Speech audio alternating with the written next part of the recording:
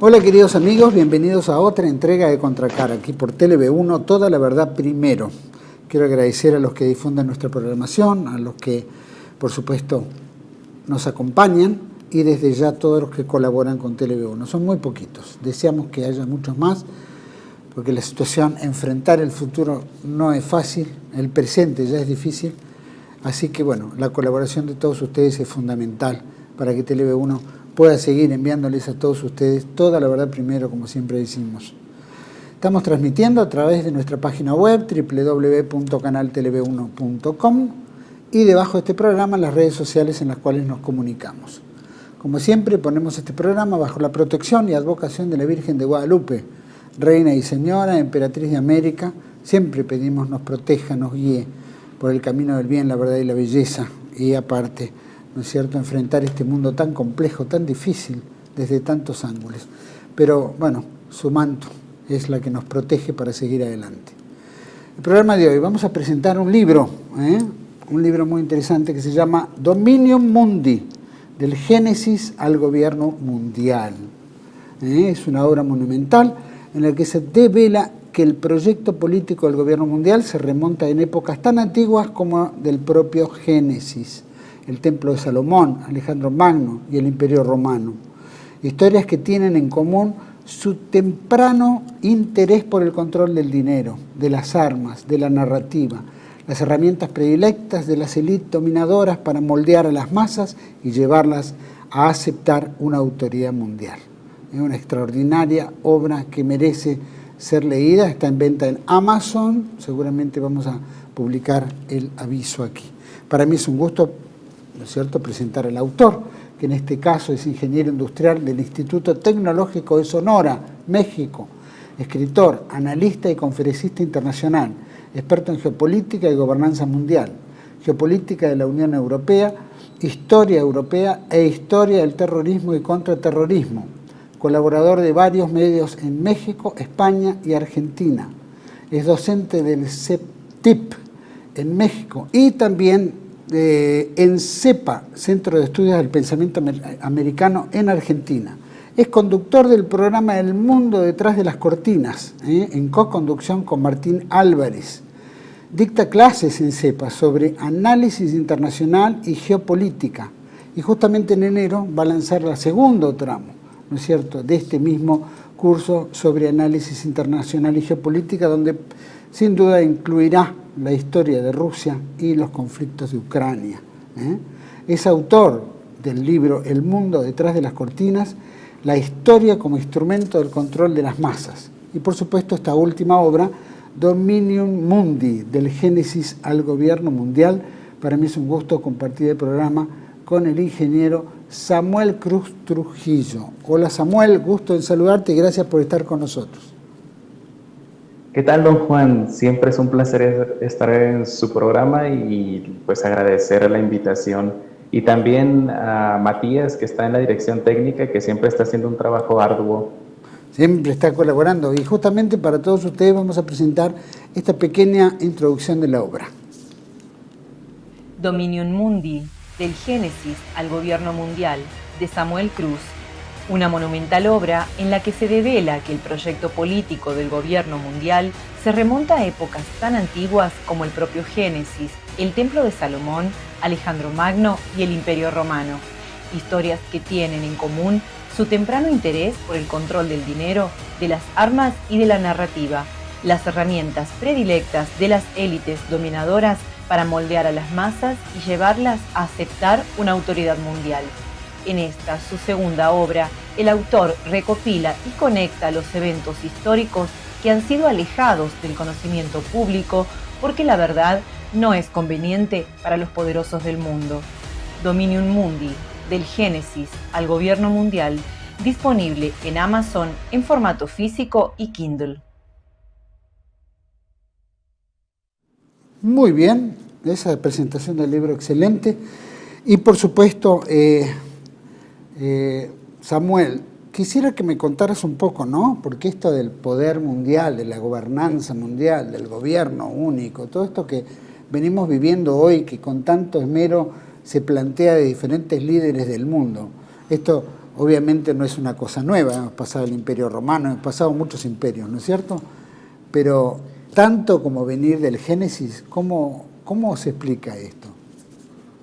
Mire, don Juan Manuel, la idea del gobierno mundial nunca se planteó como tal en el Génesis, pero cuando nosotros leemos las Escrituras, vemos que realmente había un trasfondo de globalismo, ¿no? No es que Abraham, que los patriarcas hubiesen hablado de un gobierno mundial o que en el futuro fueran a imponer un gobierno mundial, pero en lo personal me vi en la necesidad de retroceder hasta ese evento histórico porque mi idea era retomar la historia desde 1945, cuando termina la Segunda Guerra Mundial. Pero para explicar esto, tendríamos que ir un poquito más atrás. Y así me fui, más atrás. Y llegué a un momento en el que dije, tenemos que retroceder hasta el Génesis para explicar cómo esta idea fue evolucionando. Desde una semilla que se arrojó a la tierra, tal vez inconscientemente, y que con el pasar de los siglos fue germinando esta idea y acabó convirtiéndose en la idea del gobierno mundial que ya Alejandro Magno había intentado implantar cuando conquista Oriente, y él se imagina que el mundo, que la ecumene, lo que él llamaba el mundo civilizado, porque fuera de las fronteras de la ecumene para él era todo barbarismo, ¿no? De hecho, él llegó a decir que era más fácil conquistar civilizaciones ya muy desarrolladas, ya muy educadas, en lugar de llevar a su esfera de poder a civilizaciones no desarrolladas, como en este caso él veía a los europeos, ¿no? A los bárbaros, les decía. Y él decía, bueno, es más fácil conquistar a los orientales porque tienen siglos y siglos de historia. Entonces, vemos aquí una concordancia con el presente, don Juan Manuel, que si nosotros observamos en la actualidad las ideas globalistas han sido impuestas con más facilidad en países superdesarrollados. Pongamos Alemania, Noruega, Estados Unidos, bueno, básicamente toda la Unión Europea, China, pero en los países sudamericanos todavía existe ese sentido de libertad del ser humano. Entonces nosotros, si pusiéramos una comparación o si hiciésemos una comparación con lo que vislumbró Alejandro Magno, diríamos que nosotros somos los salvajes. Entonces nosotros somos los que estamos poniendo la cara en los países superdesarrollados. Esa misma civilización, sobre civilización y sobre educación, que ya se convierte en una cuestión de manejo de percepciones y de lavado de cerebros, ¿por qué no decirlo? Yo le comentaba a mi amigo Martín Álvarez, le digo, como sabemos, pues él está en Noruega y él observa esto con mucha más claridad que nosotros, y dice, es que aquí se ha rendido la gente. Y le digo, bueno, es que la sobrecivilización ha provocado la pusilanimización de la gente. Es decir, ya entregan su libertad sin más esfuerzo, ¿verdad? Entonces, Dominium Mundi se retrotrae hasta el Génesis, pero no porque ahí se haya planteado la idea de un gobierno mundial, sino porque de ahí se lanza la semilla y empezamos a desarrollarla pasando por el Templo de Salomón, por Alejandro Magno, por el Imperio Romano, hasta llegar a la idea actual del gobierno mundial, que por cierto, aclaro aquí que esta es la primera parte de una serie de 3 libros que van a abordar este tema. Es decir, el próximo que va a salir el próximo año se llamará del Génesis perdón, Dominium Mundi, del Génesis al gobierno mundial, segunda parte. Siempre supimos que el hombre es hombre, tiene interés en dominar a los otros, ¿no es cierto? Se utilizan diferentes metodologías, ¿no? Tantos han gobernado, o los que tenían el poder en su momento generalmente tendían a, ¿no es cierto?, a subyugar, ¿no es cierto?, a los otros pueblos. Bien decías, era más fácil dominar a los educados, a los formados, llamémoslo, que a los bárbaros, ¿no? Sabemos que la educación de alguna manera contribuye al individuo a despertar, pero al mismo tiempo lo está adoctrinando, guste o no guste, ¿no? De alguna manera lo van reseteando, ¿no es cierto?, hacia esa dirección. En este aspecto, vos hablabas, por ejemplo, de la época, ya estamos hablando de Moisés, vienen las tablas, es decir, ya empieza la venida probablemente del Mesías, ¿no es cierto? Ya hay un concepto de distinto, ya de una época se empieza a poner lineamientos. ¿Cómo va influyendo eso, llamémoslo, en esa época como para también ir proyectándola hacia ese gobierno? Desde un principio, cuando vamos a las escrituras, vemos esa idea como planteábamos al principio, ¿no? De hecho, los libros antiguos han sido muy modificados. Eso es una constante de la historia y de sobre todo los poderosos, ¿no? De los que controlan la información, la educación, etcétera. Ellos se dedican siempre a cambiar la historia. Y los libros santos tampoco se salvaron de esa modificación, ¿no? De hecho, a mí me sorprendió mucho porque mientras iba escribiendo tenía que interiorizarme en otros asuntos y me sorprendió mucho que algunas fuentes aseguran que el Dios que supuestamente habló con Moisés, pues no sería para nada el que conocemos posteriormente como Yahvé, que es el Dios de los hebreos, ¿no? Sino que él había hablado con un Dios en la montaña nada más.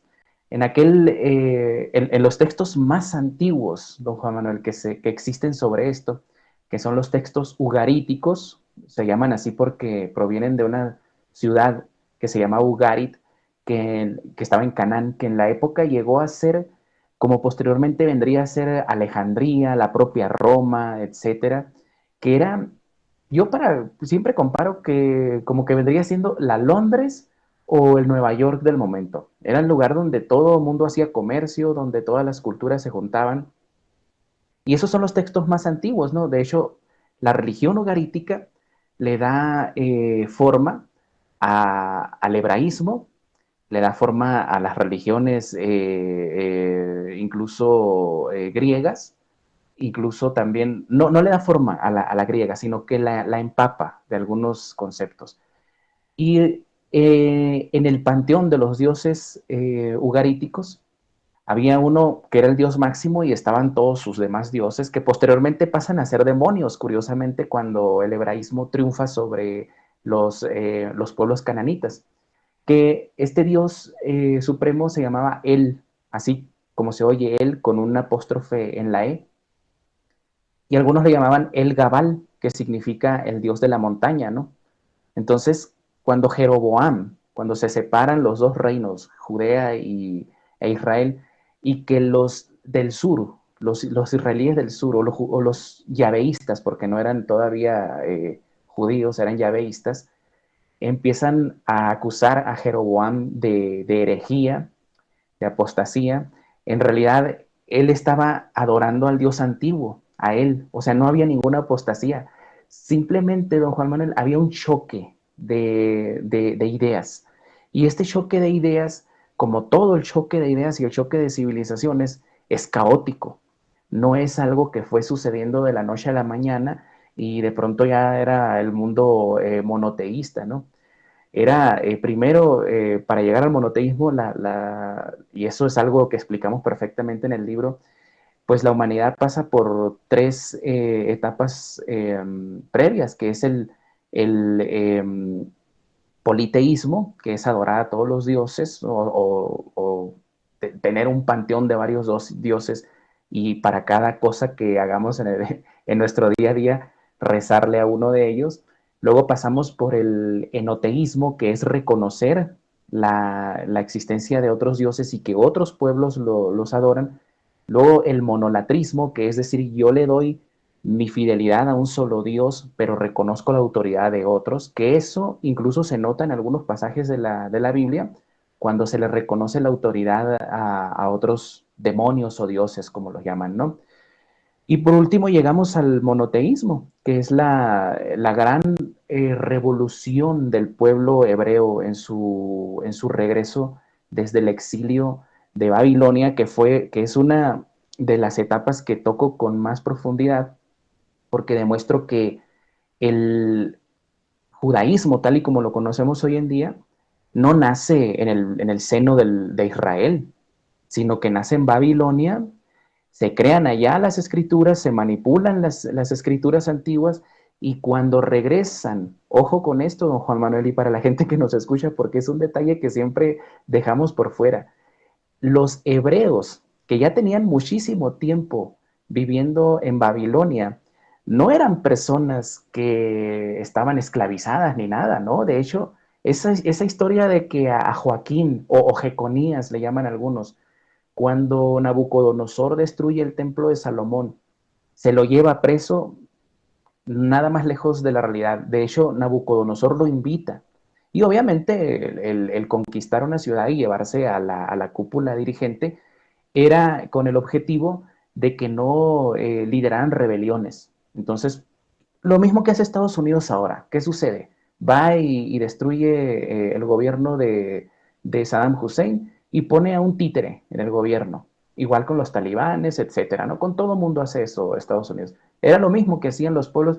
El modus operandi de los pueblos antiguos, don Juan Manuel, no ha cambiado en absoluto. Lo que ha cambiado son las formas, los misiles que vemos volando, cruzando mares, etcétera, la superpotencia militar que han alcanzado los imperios, pero no ha cambiado en su esencia, no ha cambiado, don Juan Manuel, absolutamente nada. Entonces esos hebreos que regresan después de muchísimo tiempo a Israel, venían financiados por una persona, por un líder histórico al que ellos llamaban el ungido de Yahvé, que era Ciro el Grande. Y a Ciro el Grande le convenía que este grupo de hebreos fuera a esas tierras en Canaán y provocara una revolución. ¿Para qué? Para evitarse él un problema, es decir, debilitar a sus enemigos.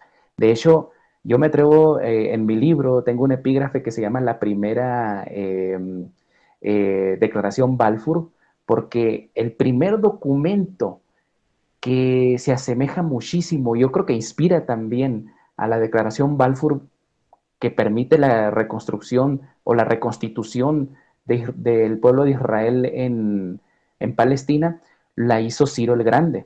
Ciro el Grande escribe que todos los pueblos alrededor tenían que financiar la reconstrucción del Templo de Salomón y tenían que financiar también la reconstitución del pueblo hebreo en Palestina, pero ya en aquella época, imagínense. Por supuesto que ya venía de tiempos memoriales, ¿no es cierto? Nosotros entendemos, por supuesto, los intereses que se manejan, no importa quién esté en el poder, sea por el poder mismo, como bien planteaba, la religión como un también acompañamiento espiritual, al sentido, ¿no es cierto?, del poder o del destino al cual se le unge, ¿no es cierto?, para poder conquistar o estar o dominar. Y te referís al sincretismo, ¿no? Y el sincretismo, que es una especie ¿de qué? Porque acá uno de los capítulos, ¿no? Recién hablabas de Yahvé, él, ¿no es cierto?, el Baal, ¿no es cierto?, como elementos fundamentales. ¿Cómo podés incorporar el sincretismo en este aspecto? ¿Es una conjunción de todos hacia una misma dirección? Sí, el sincretismo, cuando lo notamos desarrollado en el libro Dominium Mundi, vemos que tiene exactamente el mismo objetivo que hoy tiene don Juan Manuel, que es sintetizar las ideas. ¿Para qué? Para que un solo centro de poder controle la religión, el dinero y la narrativa para dirigir a las masas. Hoy en día vemos, por ejemplo, un proyecto muy, muy importante del Vaticano, que es la constitución de un templo que reúna a las tres religiones, abrámicas por lo menos, ¿no?, que son las más importantes en Occidente, ¿no?, y en Oriente, que es el cristianismo, el judaísmo y el islam. Estas tres religiones, de hecho, no las tres religiones, las primeras dos, el judaísmo y el cristianismo, sirven a su vez para que el imperio romano vaya absorbiendo muchas ideas orientales, porque recordemos que el Imperio Romano pues era mitad occidental, mitad oriental. Y todas esas ideas fueron globalizando la religión, ¿no?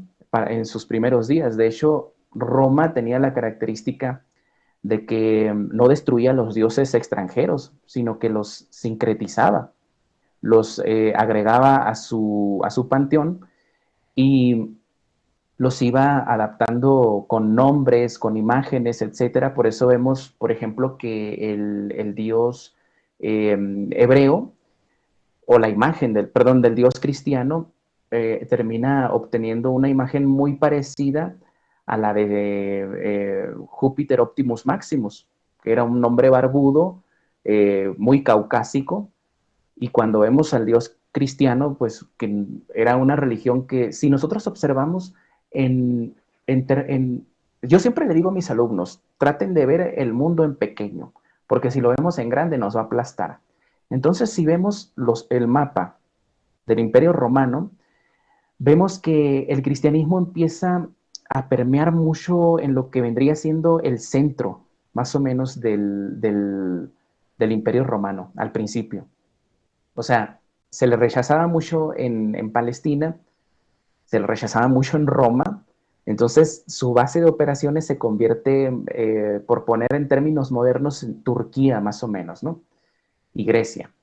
Entonces se convierte esta religión en una barrera entre las religiones paganas impulsadas por Roma y el judaísmo, que se enfrentaban muchísimo. Y que obviamente algunos emperadores decían, bueno, tenemos más semejanza con el judaísmo. Ahí tenemos el caso de Juliano el Apóstata, que en pro de afectar al cristianismo empieza a apoyar mucho al judaísmo e incluso les promete que cuando regresara de sus campañas en Oriente iba a reconstruir el templo de Salomón, cosa que no se dio, como sabemos, porque vendría siendo la tercera construcción del templo y las profecías judías se hubieran cumplido hace mucho tiempo, ¿no? Entonces, toda ese sincretismo que mencionaba usted al principio sirvió al final de cuentas para el amalgamamiento, perdón, de el Imperio Romano en una época en la que el paganismo ya venía desmoronándose, porque hay que decirlo así, ¿no? Tampoco el cristianismo se impuso, como siempre lo digo, con canciones de amor y flores, se impuso también a la espada, porque como decimos, esos choques siempre son característica de estas ideas que se encuentran, ¿verdad? Y el paganismo también por su propio desgaste histórico venía en declive y la única alternativa que vieron los emperadores romanos para mantener la cohesión del imperio era imponer una religión que venía dominando, que venía pisando fuerte. Y esa era o el judaísmo o el cristianismo. Y se decidieron obviamente por el cristianismo porque el judaísmo era muy, muy contrario a los valores romanos. Incluso, si me permite alargarme con la respuesta, el judaísmo ya estaba muy, muy arraigado desde la llegada de Julio César al poder. Julio César que se convierte, algunos dicen en el primer emperador, pero en realidad fue el primer dictador de Roma y sí da pie a la constitución del Imperio Romano. Pero curioso es que, y fíjese, aquí hay otra cosa bien curiosa, don Juan Manuel, que así como dicen los protocolos que son muy falsos, pero que todo lo que dice curiosamente se cumple, ¿no? En los protocolos dice que para controlar la política y controlar a los pueblos, se tiene que buscar líderes que estén quebrados económicamente y que tengan secretos muy oscuros. Y esa característica la tenía Julio César. Yo admiro la figura de Julio César y a muchas personas les va a choquear lo que voy a decir, pero la carrera política de Julio César fue financiada por hebreos, de tal forma que cuando él llega al poder, empieza ya sabemos que él llevó sus campañas más importantes en la Galia, es decir, en Europa y no en Germania, en la Galia. Y cuando él triunfa, va imponiendo varios centros comerciales liderados por hebreos y empieza los hebreos empiezan a tomar el poder económico en Europa, o lo que era Roma y sus nuevos dominios en la Galia, desplazando al modelo socioeconómico de los galos, porque los galos no eran bárbaros, como nos dice Julio César, era un sistema económico mucho menos desarrollado que el de Roma, pero al final de cuentas ahí vemos otra vez el choque cultural, religioso y económico, y en el cual los galos terminan dominados, ¿no? Y controlados por hebreos, por cierto. Sin duda, todo ese control y dominio obviamente conlleva las armas, ¿no es cierto? Recién planteabas muy claramente. Pero también sabemos que más allá de la religión y todo, las guerras son económicas, influencian sin duda, ¿no? Y si detrás los monitorea hábiles, ¿no es cierto?, negociadores, por todo lo que involucra, ¿no?, la inversión en la guerra y la guerra en sí, sin duda tienen que ver, y especialmente todo lo que se desarrollaba en aquella época en el Mediterráneo, ¿no?, que es el Medio Oriente, el Mediterráneo entraba en Europa, la Europa, ¿no es cierto?, inexistente, pero la Roma de la Roma occidental. Sin duda, los hebreos en esto tenían mucho que ver en el desarrollo de esa guerra para, obviamente, la aparición posterior de Julio César o la influencia de Julio César, la conformación de naciones implicaba, sin duda, el compromiso de cumplir pactos, obviamente, de quienes lo han financiado, como pasa hoy, sin duda, ¿no? Estamos viéndolo en forma mucho más grosera hoy en día, ¿no? Pero era económica, sin duda, eran financiados por estos grupos recién empezaban, digamos, comercialmente. Había varios núcleos, varios centros que como una telaraña envolvían a las civilizaciones del mar Mediterráneo. Por ejemplo, si nosotros vamos a la cuestión de Troya, que muchos ignoran esta historia y solamente la conocen por la película de Brad Pitt, y esa historia un tanto romántica que nos cuenta que la guerra se hizo por rescatar a una princesa de nombre Helena. Y la realidad acá es que todo se debía, como usted dice, don Juan Manuel, a cuestiones económicas. Y yo manejo aquí en mi libro la hipótesis de la historia real, ¿no? De por qué se hizo la guerra. Y resulta que esta alianza de pueblos griegos que van a la guerra contra Troya, que era un centro comercial, que si se fijan tenía una posición geoestratégica muy importante, que era que dominaba el Dardanelos. Lo que hoy conocemos con Dardanelos, ellos le conocían como el Esponto, y ahí está la clave. El Esponto, el nombre, que es el mar de L, viene por este personaje histórico que escapa de las garras de su madrastra que los quería inmolar, montados en el vellocino de oro. Ella cae en el Dardanelos, en el estrecho del Dardanelos, y ella se llamaba Helena, y se le bautiza como el Esponto, que en griego quiere decir, perdón, al español quiere decir el mar de L, de Helena, pues. Entonces, los griegos, como veían que Troya se estaba enriqueciendo y controlaba el paso estratégico, como hoy lo hace Turquía, ¿no? Que Turquía controla el Dardanelos o el Helesponto y el estrecho se me está yendo el nombre, el estrecho, se me fue el nombre, para cruzar al Mar Negro, pues. El caso que este estrecho, obviamente, como hoy en día es geoestratégico, en la época también lo era. Y los troyanos, al irse a guerra los griegos, al irse a guerra con Troya, querían exactamente liberar al estrecho, porque querían que fuera de circulación libre, o por lo menos ellos controlar las cuotas de circulación, ¿no?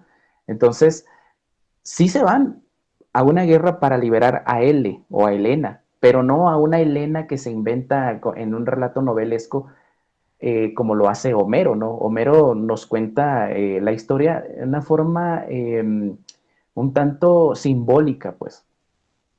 Era como hoy en día hacer una novela basada en la guerra ruso-ucraniana, por ejemplo. Vamos a liberar a a la diosa libertad. Entonces, muchos siglos después, leemos el libro y creemos que es ficción, pero la guerra se dio. Pero en realidad los griegos iban a liberar al Helesponto, ¿verdad?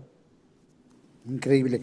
Vamos a ir a un pequeño corte, Samuel. Por supuesto, dejamos picando el tema hablabas, ¿no es cierto?, de la crisis religiosa, o llamémoslo pagana en su momento, ¿no?, y que vienen incursionando las nuevas religiones monoteístas, en el caso del judaísmo y el cristianismo. Obviamente el cristianismo se propaga en una forma, probablemente porque se inclina hacia el amor, ¿no es cierto?, y el hebraísmo tiene otras funciones, cumple otros conceptos, ¿no?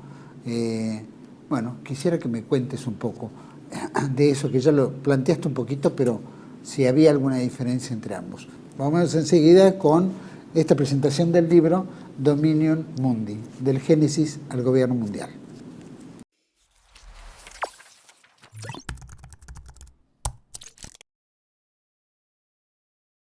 Decir siempre la verdad primero tiene un precio. Pero todos los días, en cada programa, en cada reportaje, en cada esclarecimiento, descubrimos que decir la verdad vale la pena. Decir siempre la verdad tiene un precio. Pero cada vez que recibimos tu apoyo, entendemos que seguir luchando vale la pena. Dependemos de tu ayuda. TLB1. Toda la verdad primero.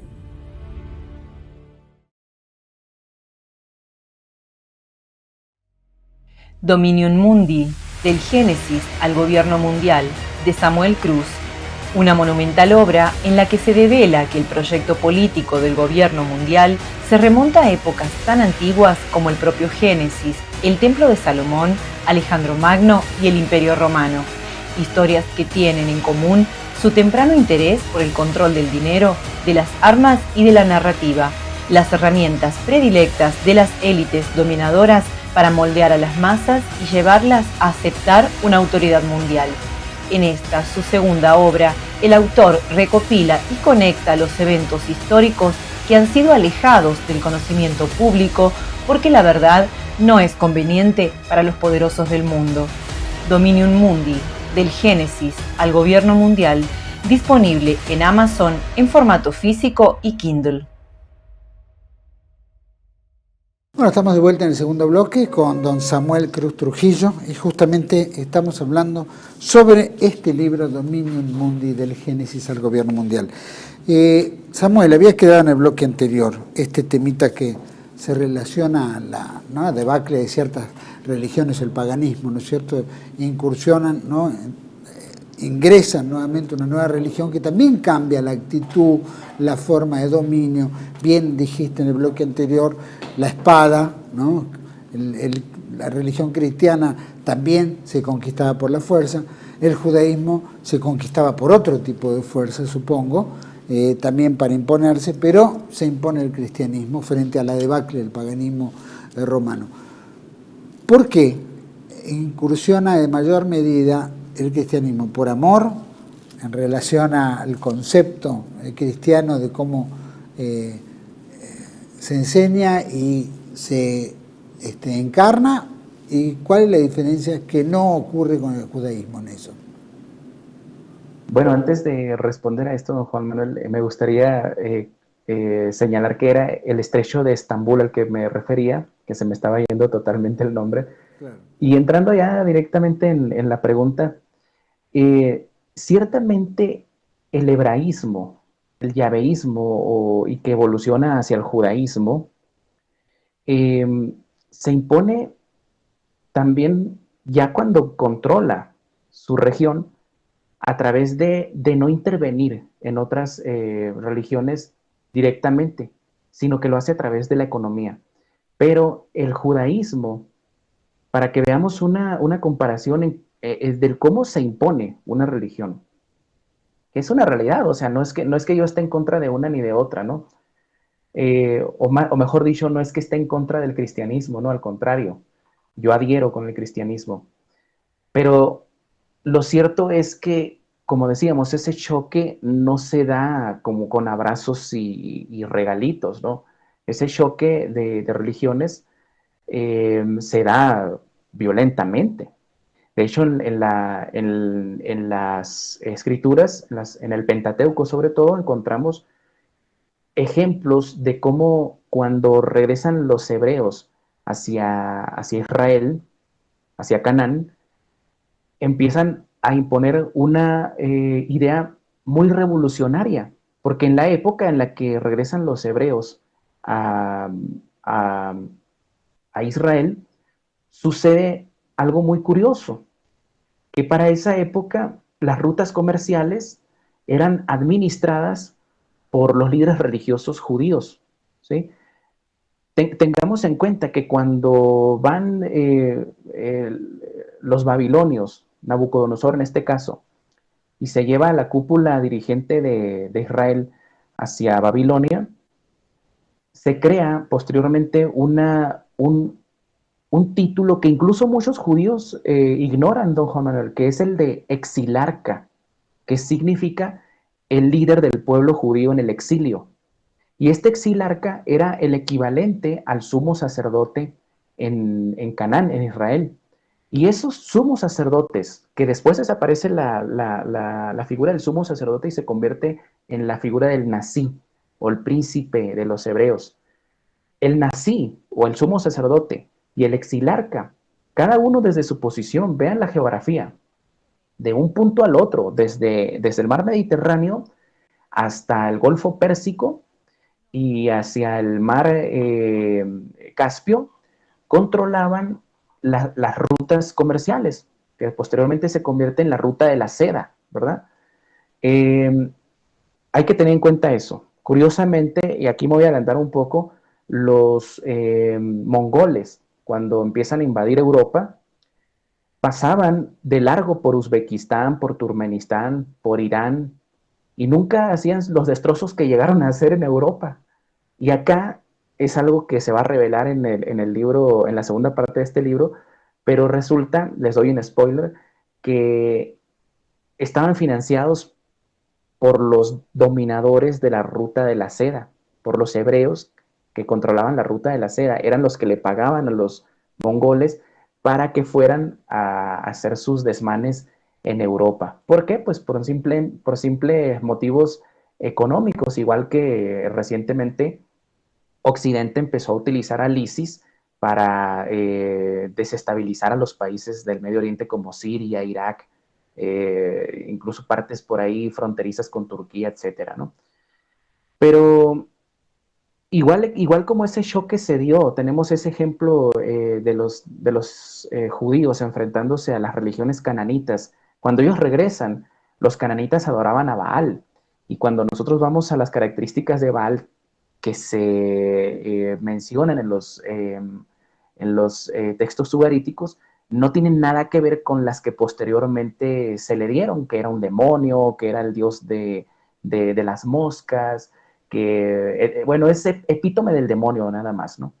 Pero Baal para ellos era un dios bienhechor. No voy a entrar mucho en ese aspecto porque quiero que la gente vaya al libro, porque ya he hablado en otras ocasiones, y es un tema que muy rasposo, ¿no? Hasta me han acusado de adorador de Baal, imagínense, don Juan Manuel.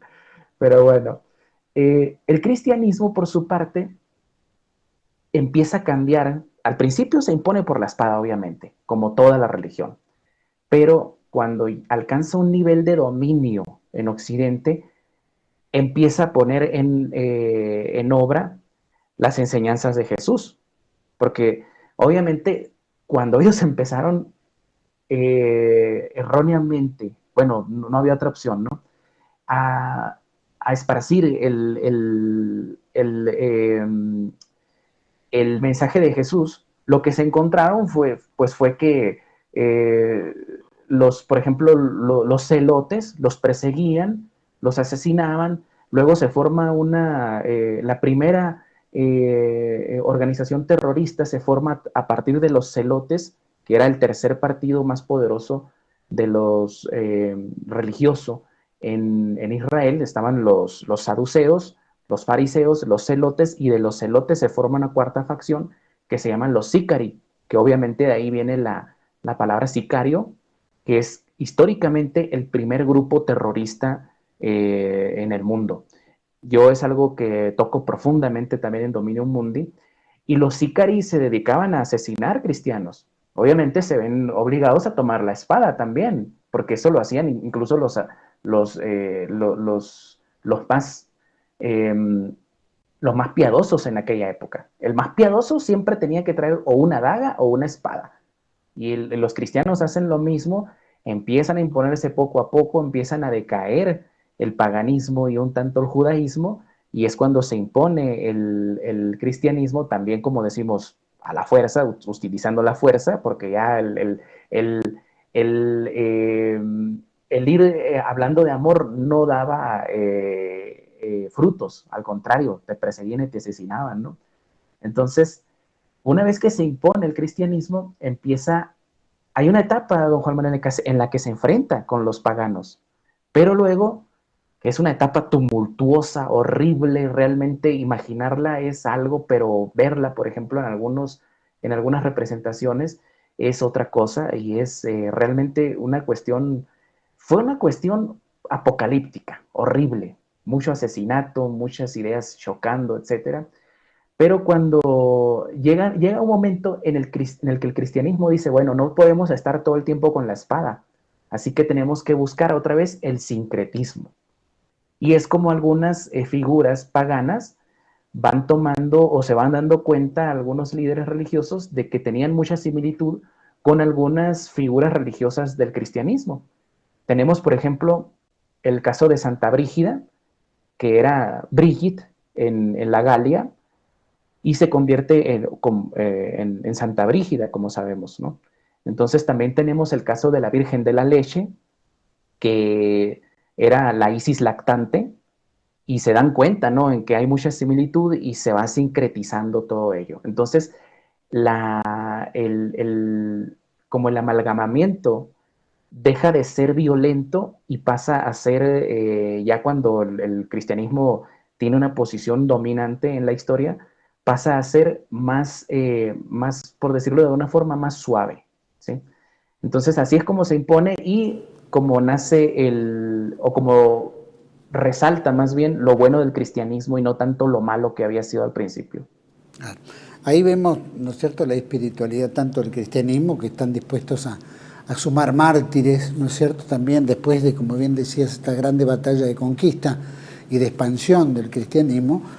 Por el otro lado vemos también un gran coraje por parte del pueblo hebreo, o por lo menos en la historia hebrea, también en los combates, ¿no es cierto?, con, supongo, otros objetivos que no eran la expansión exacta, porque el trabajo hebreo ha sido suave a través de los tiempos, ¿no es cierto?, con un objetivo. A través de la infiltración, don Juan Manuel. Claro, con un objetivo, en el cual ahí, bueno, aparece también el famoso don dinero, ¿no es cierto?, que forma parte de toda esta, llamémosla usura, el compromiso, la entrega, es decir, del bien común al cual el cristianismo alegaba y se sometía, después de la conquista obviamente, a la usura, el dinero, ¿no es cierto?, que conlleva a compromisos y a, ¿no es cierto?, también influencia, ¿no? Pero, ¿cómo es esto del pueblo hebreo? Combativo sin duda, o como bien decías, por sicarios en su momento, pero también, ¿viste?, muestran, es como que es sumiso a esperar su momento. Sí, lo que notan los hebreos es que en una etapa ellos cambiaron su forma de enfrentar sus problemas. La etapa más exitosa que ellos notaron fue cuando Nabucodonosor se los lleva a Babilonia. Y ahí ellos empiezan a trabajar en Babilonia. Cuando empiezan a ver la decadencia de Babilonia, empiezan a apoyar, porque no, como les digo, no eran pobres. O sea, siempre ha habido masa pobre en el pueblo hebreo, pero los que han acumulado riqueza y poder han sido bastantes también. Y lo interesante acá es que el pueblo hebreo tiene una cuestión que no solamente busca hacerse rico personalmente, sino que busca también utilizar esa riqueza para tomar el poder. Y no para estar enfrente del poder, sino para financiar a otros que trabajen para sus intereses. En este caso, Ciro el Grande empieza a ser financiado por los comerciantes hebreos que estaban asentados en las partes más importantes comerciales de Babilonia, y cuando ellos notan o recuerdan, mejor dicho, a raíz de los dichos de Flavio Josefo, cuando en el año 70 se ven enfrentados a Roma y Roma los barre totalmente, Flavio Josefo escribe y de hecho les llega a decir a los líderes sícaris, celotes, fariseos, etcétera, que no se enfrentaran a Roma, que la historia demostraba que cuando más próspero había sido el proyecto judío, había sido cuando se habían aparentado ser sumisos y que posteriormente iban a tomar la batuta, ¿no? Y eso es lo que sucede cuando notan que Roma los barre de la historia.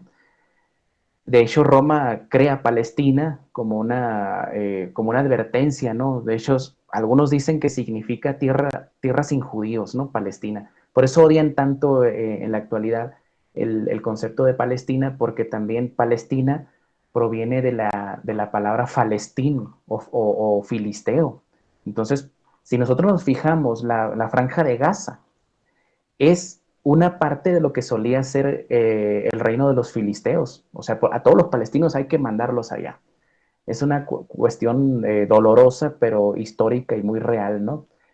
Y ellos notan que si se siguen enfrentando a Roma de esa manera, pues iban a perecer, iban a desaparecer directamente.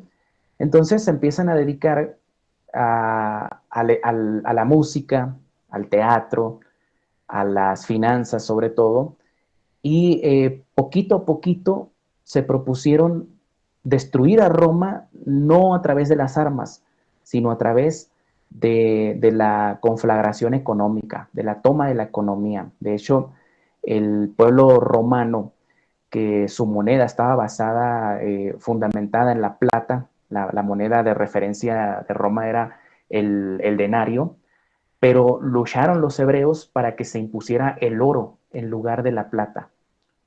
¿Por qué? Porque el control del oro lo tenían los hebreos. De hecho, denunciado en el año 40 más o menos por Cicerón en el propio Senado romano, donde dice el poder de los hebreos es el que controla Roma. O sea, ya en aquella época, don Juan Manuel, el poder romano estaba en manos de los comerciantes judíos, ¿no? Por eso en la portada aparecen 3 monedas.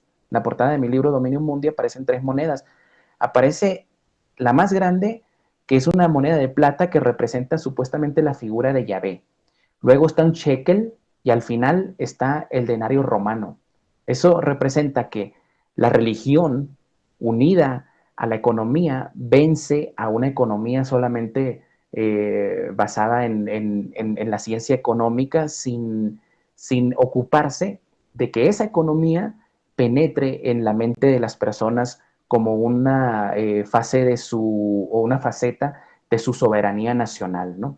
Los hebreos siempre mantuvieron eso, y a diferencia de Occidente, y lo siguen manteniendo. De hecho, en las escrituras hebreas, en la filosofía hebrea, podemos ver algo muy distinto a Occidente, ¿no? Mientras que Platón y Aristóteles decían que era innatural que el dinero produjera dinero porque era una materia inerte, en la filosofía económica hebrea se dice que como el dinero es una creación de Yahvé, o sea, del Dios supremo de ellos, tiene todas las características de un ser creado por Dios, que es multiplicarse. Entonces, para ellos es totalmente válido y legal la usura y que una moneda cree otras monedas. ¿No es cierto? La usura en otros, ¿no? Y el dominio, sin duda. Bueno, tenemos los ejemplos ¿no? de Cristo, ¿no es cierto? Saliendo del templo y echándolos hebreos que comerciaban, ¿no? Y tenían sus pequeños banquitos de préstamo, etcétera, ¿no? Eso que empieza desde ese momento la decadencia la decadencia, y llamémoslo, del Imperio Romano, ya, digamos, en esa época ya venía decayéndose el Imperio Romano justamente por producto de la usura, ¿no es cierto? Y el dinero, en fin, todo este poder detrás de estas sombras. Mire, es una etapa de todo ello. Nosotros notamos que cuando, como habíamos dicho, Julio César es quien los lleva a Europa. Ellos empiezan a tomar el poder. Por ejemplo, los galos, que tenían su propio sistema socioeconómico, tenían los oppidums, que eran los bancos de ellos. O sea, eran donde tenían las secas para acuñar las monedas, donde se hacían los intercambios económicos, servían de bases militares, etcétera, pero esos oppidums pasan a ser controlados por hebreos. Entonces, la banca, que muchas personas piensan que la inventaron los Rothschild, no es así, ¿no? O por lo menos la banca moderna, ¿no? Y sobre todo las notas de cambio. Esas no son nuevas, provienen desde épocas muy antiguas, ¿no? Y los hebreos se van estableciendo en partes, controlando el comercio marítimo, la piratería también. Don Juan Manuel, era muy importante. La piratería era un método de negocio controlado totalmente por hebreos, y el contrabando, sí, y la banca y la acuñación de moneda. Se crean en Roma, había varios grupos de banqueros, pero los más usureros de ellos obviamente eran los cambistas y los argentari, que de ahí, por cierto, proviene el nombre de Argentina, ¿no? Por la plata, ¿no? Argentari. Entonces, los argentari eran banqueros sin escrúpulos. Los banqueros del Estado romano eran los mensari y los numulari. Ellos tenían la obligación de hacer un estudio de mercado para cada persona que pedía un préstamo y decirle: no te lo podemos prestar porque nos vamos a quedar con tu finca. Pero como la necesidad era, como hoy en día, rampante, tenían que ir con los argentari, y los argentari no les interesaba, le prestaban sabiendo que se iban a quedar con las cosechas, que se iban a quedar con la finca, con los animales, con los esclavos, etcétera. Y esos eran un grupo de banqueros, no todos judíos, ¿no? Pero muchos de ellos judíos, que aparte, don Juan Manuel, empezaron a financiar las carreras de los abogados, porque la abogacía, que antes era una cuestión de honor, o sea, cualquier persona te podía defender y no estabas obligado a pagarle, era un deber del ciudadano defender a otro. Pero se empieza a profesionalizar esta disciplina bajo el gobierno de Claudio, que a Claudio, pues, ahí lo tiene la historia, es que me da risa, perdón, Juan, porque la historia tiene una característica, que todos aquellos que te sean presentados como buenos tienen algo muy, muy malo. Y todos aquellos que te sean presentados como muy, muy malos tienen algo muy, muy bueno. Incluso Calígula. Aquí mucha gente se va a choquear, pero Calígula fue una de las personas que más luchó contra estos poderes usureros. ¿Y cómo pasó a la historia? Como un Hitler. Samuel, obviamente todo lo planteado, ¿no?, con relación a la usura ha sido tan importante. Ahora, como bien decías, el decaimiento del paganismo, ¿no es cierto?, el cristianismo empieza a tomar su fuerza, el judaísmo medio como que se mantiene en las sombras, buscando su oportunidad, y vemos que sí sale el cristianismo con los botines de punta, ¿no es cierto?, como bien se dice en la jerga, contra la usura, que evidentemente va exactamente contra el pueblo, llamémoslo, contra los intereses hebreos de la época, y contra el paganismo. Vea, eliminar ya toda esa diversidad de dioses, cuando en realidad el cristianismo tiene un solo Dios, ¿no es cierto?, una Trinidad, ¿no es cierto?, y tiene los mártires, sus santos, ¿no es cierto?, que son el ejemplo de la lucha o del martirio, del sacrificio hacia un objetivo mejor. Pero hay una guerra abierta, fuerte, contra la usura, que evidentemente lo representaba estos poderes, y contra el paganismo, que, como bien decías, venía en su declive, ¿no es cierto?, y que el cristianismo se transforma en occidental, ¿no es cierto?, y mundial, ¿no?, de alguna manera. ¿Cómo lo percibe este mundo hebreo, esto de que el cristianismo plantara una bandera importante como era la usura? Bueno, decir que por desgracia, por las mismas creencias que tenía la filosofía occidental, como la hemos expuesto con figuras como Platón, Aristóteles, a diferencia de los hebreos que decían que Dios lo ordena así, o sea, nosotros vamos a las escrituras y vemos en el Deuteronomio que se habla de que es ilegal cobrarle réditos por un préstamo a otro judío, pero es totalmente legal cobrárselo a un no judío. Entonces, hay muchas enseñanzas con respecto a eso. Y decir que a raíz de eso, la batalla del cristianismo o del catolicismo contra la usura era una batalla perdida por las propias ideas. ¿Y qué suscita esto, Juan Manuel? Por desgracia, le sirve mucho más a los usureros, porque cuando el catolicismo prohíbe el cobro de la usura a los cristianos, los únicos que se quedan con esa potestad de cobrar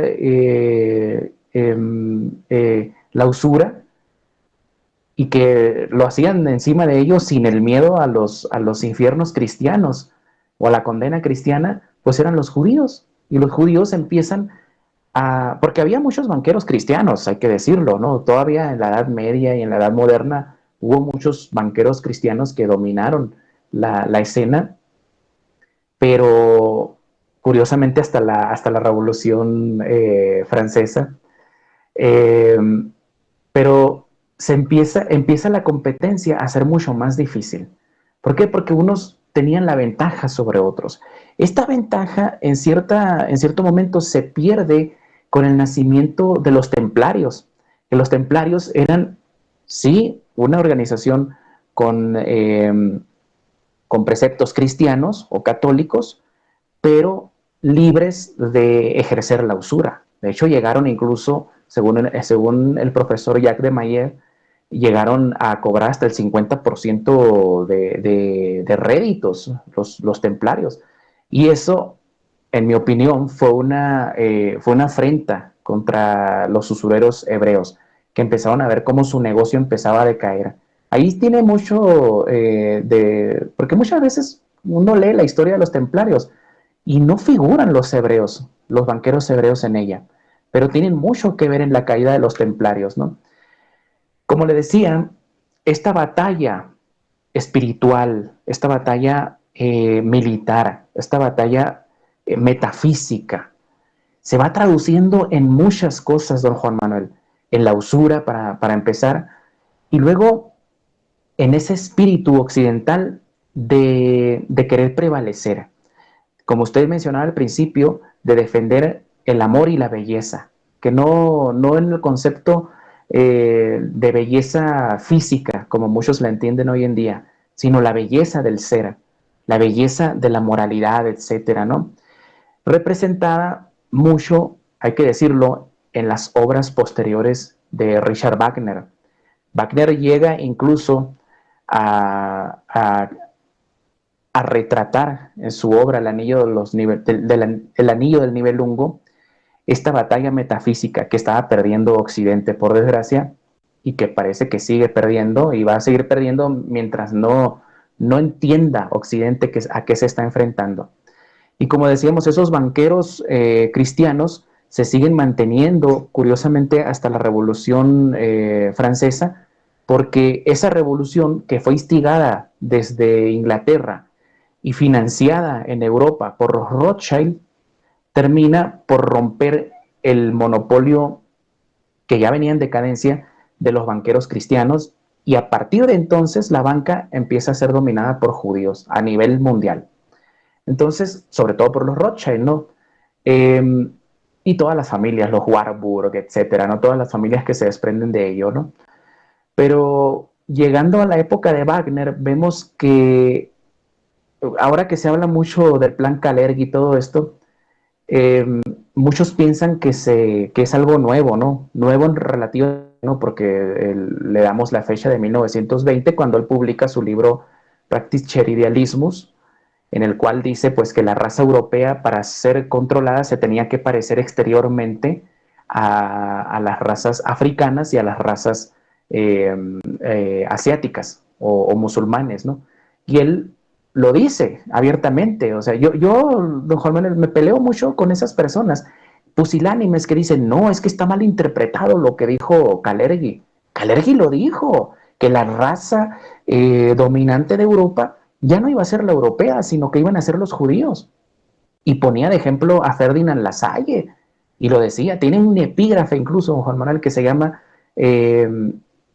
cruce de sangre, cruce consanguíneo, que a través de eso se iba a lograr que Europa se convirtiera en una sociedad ya no monolítica, sino sino que el europeo se le iba a convertir en el urban mensch, en el hombre urbano, el hombre de ciudad. Otra vez volvemos al concepto con el que empezamos. Una persona de ciudad súper civilizada, que tenga al alcance toda la tecnología y las comodidades que se le puedan ofrecer en el mundo material. ¿Por qué? Porque de esa forma entregan su vida. Pónganme la vacuna, de todos modos, ¿qué me interesa? Pues tengo todos los placeres que quiero. A ver, si yo quiero viajar en tren o si quiero viajar en un avión, pues tengo que ponerme esa cosa, que posiblemente me mate en 2 semanas, pero yo soy un urban mensch, una persona que no le interesa nada. Ese sueño que tenía, que siempre tuvieron los hebreos y sobre todo Kalergi, de convertir a la raza humana en él los llamaba mestizos, por más que fuera mestizo, ¿no? Pero él curiosamente le daba las características al mestizo de poco inteligente, poco comprometido con su raza, poco comprometido con su familia, con su religión y con su nación. Y curiosamente hay otro personaje del Instituto Tavistock, don Juan Manuel, que dice esto cuando termina la Segunda Guerra Mundial, que era George Brooks Chisholm, que fue el primer director de la OMS. Él dice en una conferencia en Asilomar, California, llegó a decir que para imponer un gobierno mundial había que quitar de la mente de las personas su amor por una familia tradicional, su amor por una religión y su amor por su país. Imagínense si los conceptos que venimos arrastrando desde el Génesis y que pasan sobre todo por una línea muy importante con Kalergi, no se están haciendo cumplir en la actualidad.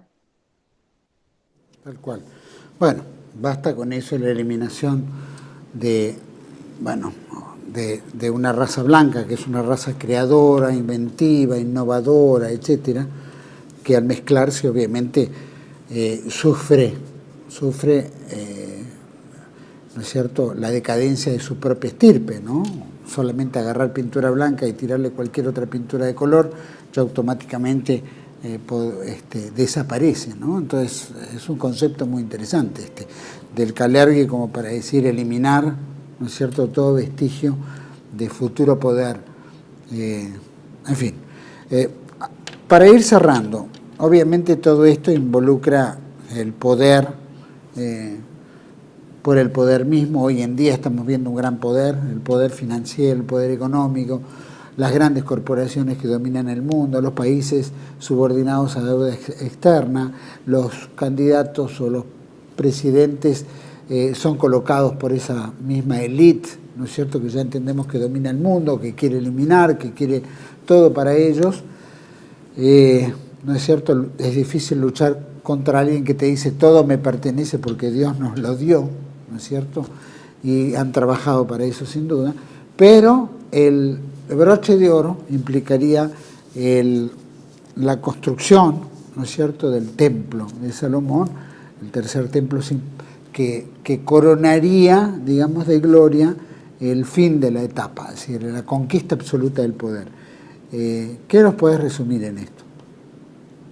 Bueno, en efecto, ellos estuvieron cerca de cumplir este sueño con Juliano el Apóstata y en la actualidad siguen soñando con ello. Siguen, como en aquella época, cuando Juliano les hizo la propuesta, se dice que empezaron, pues todo el pueblo hebreo, incluso ellos a cargar piedras hacia el lugar donde solía estar el templo. Y en la actualidad lo que vemos es siempre esa confrontación con los musulmanes, porque los musulmanes llegan y hacen lo mismo que hizo Aurelio, ¿no? Que fue construir sobre las cenizas o sobre los escombros del templo de Salomón esa ciudad, ¿no? Aelia Capitolina. Pero luego los musulmanes, cuando conquistan la Tierra Santa, hacen exactamente lo mismo, construyen esta mezquita de Al-Aqsa que está sobre los restos del templo de Salomón, y los hebreos creen que tienen el mismo derecho de hacer exactamente lo que hicieron los romanos y los musulmanes, es decir, destruir, limpiar étnicamente la zona, que lo están haciendo diariamente, y reconstruir el templo de Salomón, con lo cual, según ellos, vendría el Mesías, y este Mesías les daría la oportunidad y la potestad de imponer ese gobierno mundial. No es algo que me estoy inventando yo, don Juan Manuel. Los líderes más importantes de la comunidad hebrea moderna, como David Ben Gurión y Shimon Peres, se llenaban la boca diciendo que el centro del mundo iba a ser Israel y que de ahí iba a emanar un gobierno mundial. No cabe la menor duda, inclusive creo que hace muy poco, cuando Netanyahu estaba como primer ministro de Israel, ya uno de los rabinos más importantes se le acercó diciéndole: tenemos que acelerar la venida del Mesías, por lo tanto habría que concluir el templo, que creo que está en construcción ahora, actualmente, ¿no? Y que, si me permite, don Juan Manuel, hay una cosa que siempre ha tenido el pueblo hebreo: eso de acelerar la venida del Mesías no es a través de la oración ni a través del amor al prójimo. Desde épocas antiguas como las que hemos hablado, con los sícaros y los celotes, etc., ellos siempre han creído que este concepto de acelerar la venida del Mesías es a través de la violencia, a través de la guerra, a través de la sangre. Increíble, es así. Claro, no es la venida del Mesías como el Cristo Redentor, ¿no es cierto?, sino es un Mesías inventado, es un Mesías que ya nació, que ya está acá, y bueno, y si es inteligente, vivo, astuto, pues tal vez sea el Mesías, ¿no?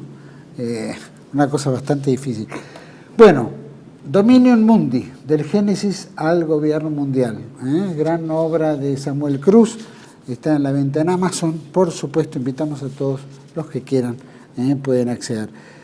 Estimado Samuel Cruz Trujillo, muchísimas gracias por esta entrevista, gracias y felicitaciones por los cursos que llevas adelante en CEPA.